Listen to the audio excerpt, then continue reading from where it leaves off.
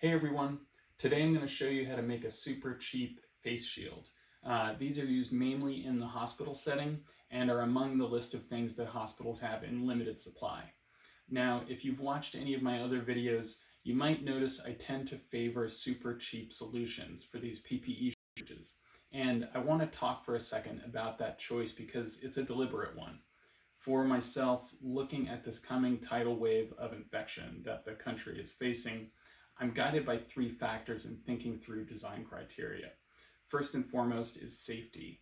And this can be a bit of a tricky one because it has to be said right at the outset that any alternative solution we're coming up with is doing an end run around extensive and regulated testing. So I want to make absolutely certain that I'm only increasing someone's safety, not diminishing it.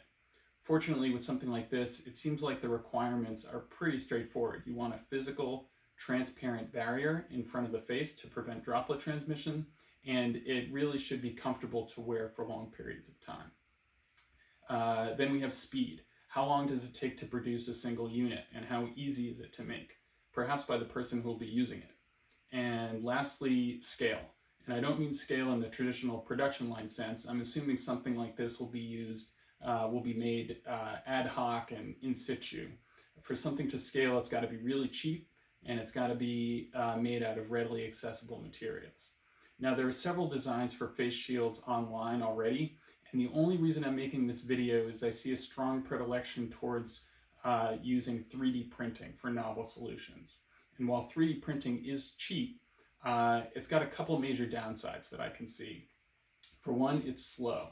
Parts can take on the order of hours to print. So if you have to iterate something, you're stretching out that design and validation window. And two, it doesn't scale particularly well, partly because it takes so long, but also because not everyone has access to 3D printers. And I don't see these being shipped around the country in any great quantity. Certainly a validated design can be used for injection molds or some other high volume manufacturing process. But in a scenario like this where equipment shortages are already happening in ERs and ICUs, time is the enemy. We're trying to aggressively catch up to demand with supply. So the goal is to strip away any unnecessary bottlenecks that might hinder that. And I want to be perfectly clear here too. I'm not knocking any of these other efforts I see out there. It's been amazing to see the maker community step up and put their ingenuity and skill to work. I've seen people designing and 3D printing respirator alternatives, ventilator parts, entire ventilator projects being crowdsourced. So I'm only walking you through my own design thinking. All right, let's get into it. Here's how you make a super quick and dirty, well, not dirty, super quick and cheap face shield. Okay, to make one of these, you're gonna need some sheet protectors.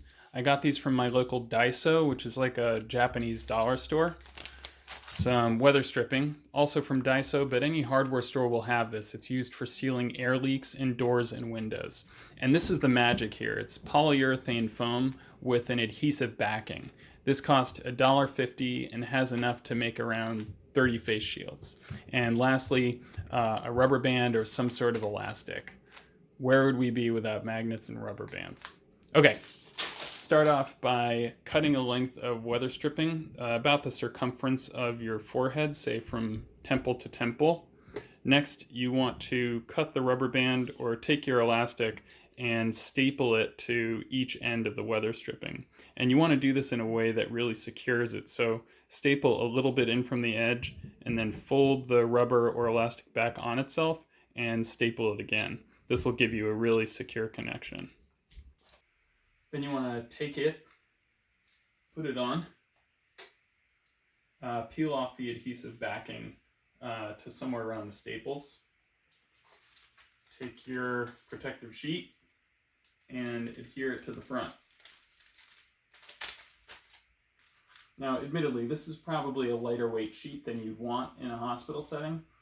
Transparency film like they use for overhead projectors would work well. I find that most of the protector sheets out there aren't really transparent, which seems like not a good thing. Anyway, this is just a proof of concept.